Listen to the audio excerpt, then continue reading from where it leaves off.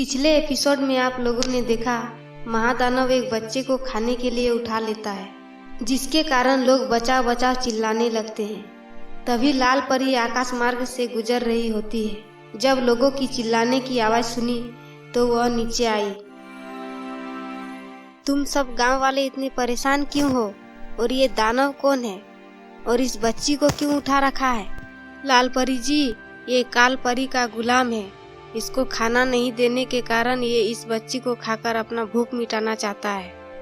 ओ लाल परी, उनसे क्या पूछती हो? मुझसे बात करो, मुझसे।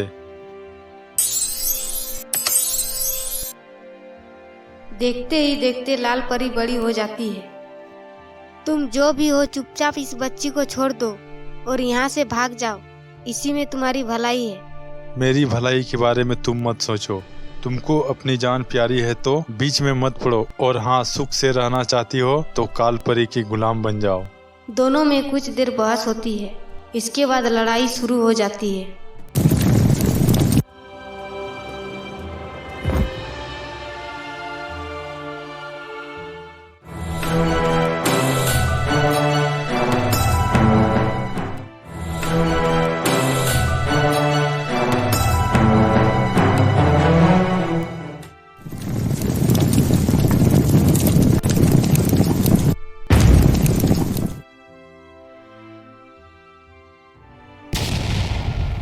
अंततः अपने आप को हारता देख दानव वहां से भाग निकला।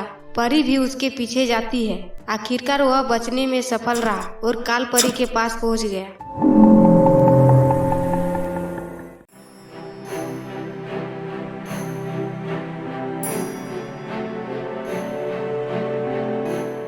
काल परी के दानव, तुम इतने घबराए हुए क्यों हो?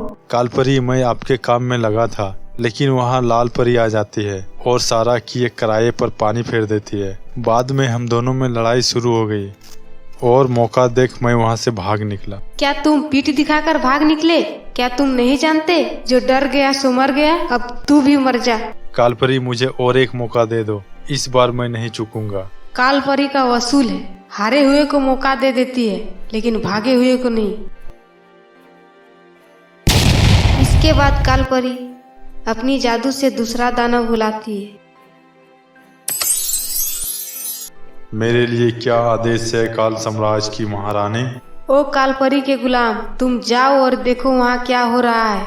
आपके आदेश का पालन होगा काल महारानी। इसके बाद वह चला जाता है। उधर लाल परी राजू से बात करती है। राजू, तुम ध्यान से सुनो। काल परी दोबारा किसी दानव को यहाँ भेजेगी। वह इतनी आसानी से हार नहीं मानने वाली।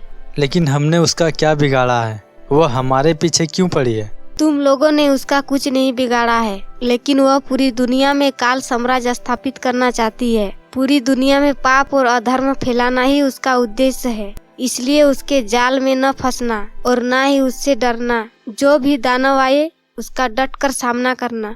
हम लोग उसका सामना कैसे करेंगे? तुम इसकी चिंता मत करो। इन दानवों से निपटने के लिए मैं तुम्हें कुछ जादुई शक्ति प्रदान करती हूँ। इसके बाद लाल परी राजू को जादुई शक्तियाँ देती है। राजू, मैंने तुम्हें जादुई शक्तियाँ प्रदान कर दी है। अब इसकी सहायता से तुम काल परी के दानवों से निपट सकते हो। और यदि कभी मेरी मदद चाहिए तो बस मन से बुलाना, मैं आ जाऊंगी। और एक बात, इन शक्तियों का इस्तेमाल सच्चाई के लिए करना। इसका गलत इस्तेमाल मत करना। मैं आपसे वादा करता हूँ, इन शक्तियों का मैं कभी गलत इस्तेमाल नहीं करूँगा। इनकी बातें काल परी का गुलाम सुन लेता है। अच्छा, तो ये बात है। मैं तुरंत इसकी सूचना काल परी को देता हूँ।